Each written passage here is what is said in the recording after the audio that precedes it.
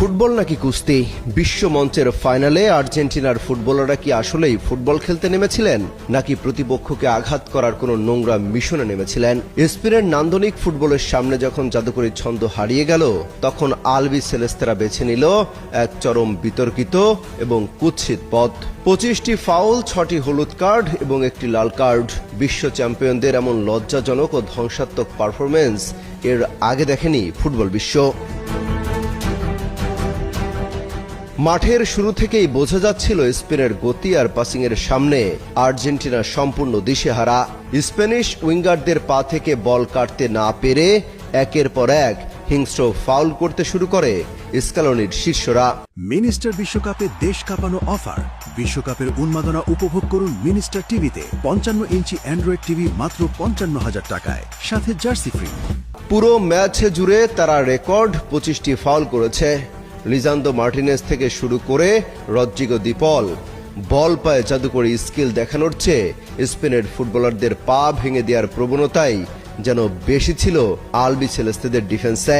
সুন্দর ফুটবলের এই চরম অবমাননা বিশ্বজুড়ে কোটি কোটি ফুটবল প্রেমীকে হতাশ করেছে। আর্জেন্টিনার এই নোংরা কৌশলের শাস্তি দিতে রেফারিও কোনো কার্পণ্য করেননি।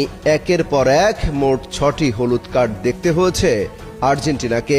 এমনকি ডাগআউটে দাঁড়িয়ে মাথা গরম করে হলুদ কার্ড খেয়েছেন খোদ কোচ লিওনেল স্কালোনিও।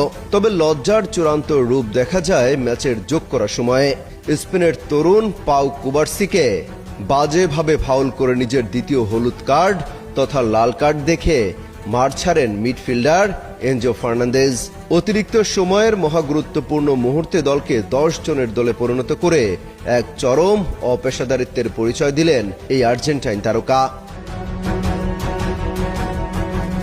আর্জেন্টিনার এই ডার্টি গেম বা নোংরা কৌশল শেষ পর্যন্ত তাদের নিজেদের জন্যই কাল হয়ে দাঁড়ায়। 10 জনের দল নিয়ে স্পেনের সারাশি আক্রমণ সামলাতে গিয়ে অতিরিক্ত সময়ে আর টিকতে পারেনি তারা। ফেররান তোরেসের সেই জাদুকরী গোল যেন আর্জেন্টিনার অহংকার আর হিংস্র ফুটবলের জালে শেষ পেরেকটি পুঁতে দেয়। পুরো 120 মিনিটে আর্জেন্টিনা গোলমুখে মাত্র 2টি শট নিতে পেরেছে। আক্রমণ করার চেয়ে প্রতিপক্ষকে ফাউল করার পেছনে যারা বেশি শক্তি খরচ করে তাদের ভাগ্যে শিরোপা নয়, বরং এমন কলঙ্কজনক পরাজয় জোটে। এমনকি পরাজয়ের পরও মাঠে বিবাদে জড়ায় আর্জেন্টিনা। গলা ধাক্কা দিয়ে ফেলে দেয়া হয় স্পেন তারকা ফুটবলারকে। ফুটবল ইতিহাসে বহু পরাজয় থাকে, কিন্তু এমন লজ্জার এবং হিংস্র উপায়ে হেরে যাওয়ার গ্লানি সহজে মোছার নয়।